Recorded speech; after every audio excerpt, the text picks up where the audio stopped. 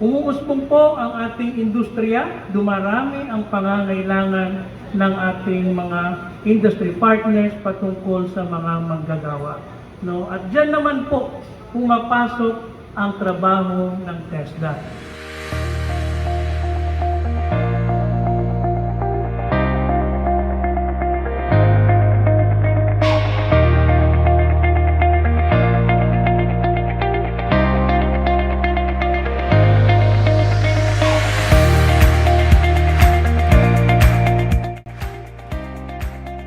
First and foremost, I would like to acknowledge the presence of the Vocational School Administrator Ms. Carol Tagumay Rangalas.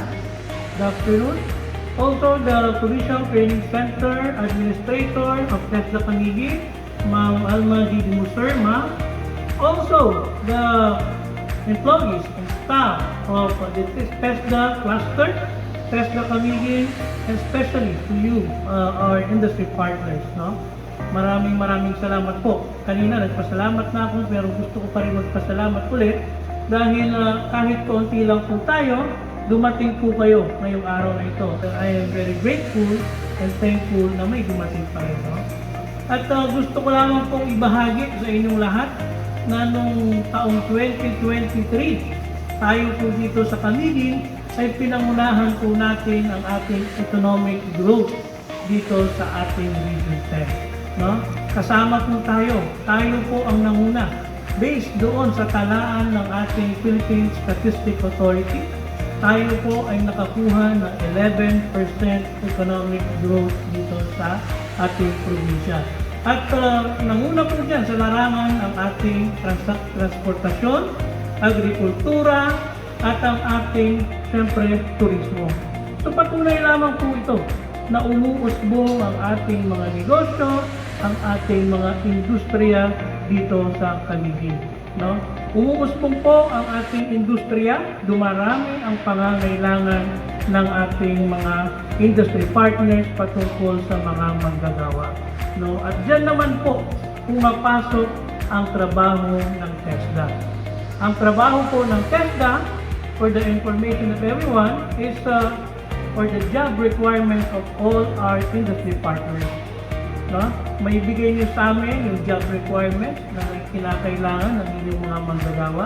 Kami po ay trabaho rin namin na ibigay sa inyo ang mga dekalidad at mga bagong mga pagsasanay na magagamit ng inyong mga manggagawa. Dito po ay maiiwasan natin ang mismatch ng mga skills ng ating mga workers.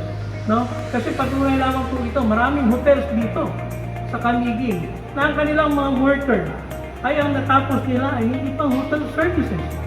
So, itong forum na ito ay magre-resulta po ito, mga mahal naming kababayan, industry partners, ng pinakamagandang job requirements at kami naman ay mabibigyan ninyo ng pagkakataon makabuo, makapag-aral, ng makabuo ng bagong mga kurso, bagong mga pag-aaral, pagsasanay na ating may bibigay sa inyong mga manggagawa.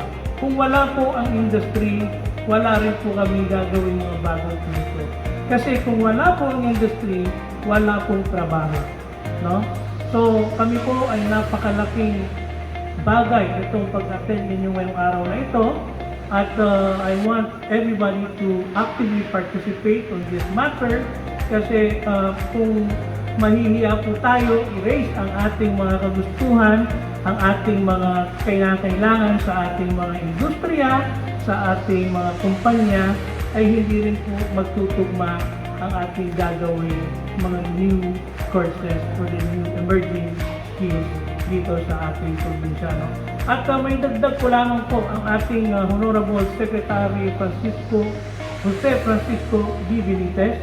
Nangangailangan po tayo ngayon na dagdag, dobleng pagtatrabaho sa TESDA dahil siya po ay tumututok ngayon sa tinatawag nating enterprise-based training. No? Enterprise-based education training. So, ito po EBET na ito, na-aprobahan lang itong taon lang na ito. Under po dito, ang sinasabi ko lagi sa inyo na micro-credentialing. Yung iba po sa inyo, na-visit na namin. about dito sa micro-credentialing. Napakalaking bagay po sa atin ito. Bakit? Ito po ay magbibigay sa atin, sa ating mga kumpanya, ng mas pinadali na pag-aaral, mas pinadali na pagsasanay sa ating mga trabahante. No? Kayo po ang magdidisenyo ng inyong gustong kasanayan. Kami po ang magbibigay sa inyo ng training. Kami po ang magre-register sa inyong paaralan, sa inyong magiging training center sa inyong kanya-kanyang kumpanya. No? Mamaya po kasama sa ating pinaka-main focus ang ating micro-credentialing program that was launched on last 2025 January sa Davao. No? So, ito po, tutukan po natin itong micro-credentialing kasi ito po ay magre-resulta ng pinakamagandang mga trabaho, pinakamagandang pagsasanay sa ating mga manggagawa, sa ating mga workers. No? At may dagdag po lamang po dahil tayo ay nangunguna sa turismo.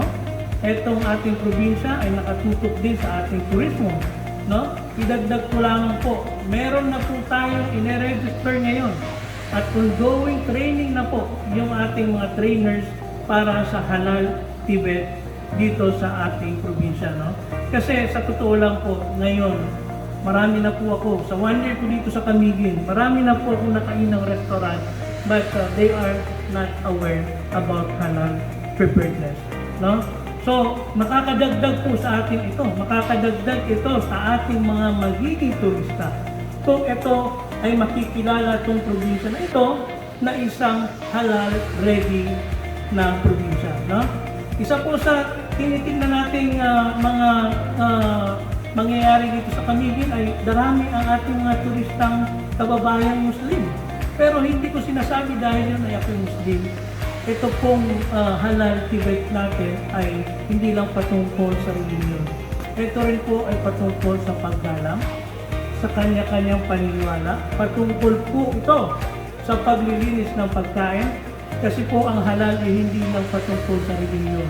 Patungkol din po ito sa kalinisan ng pagkain.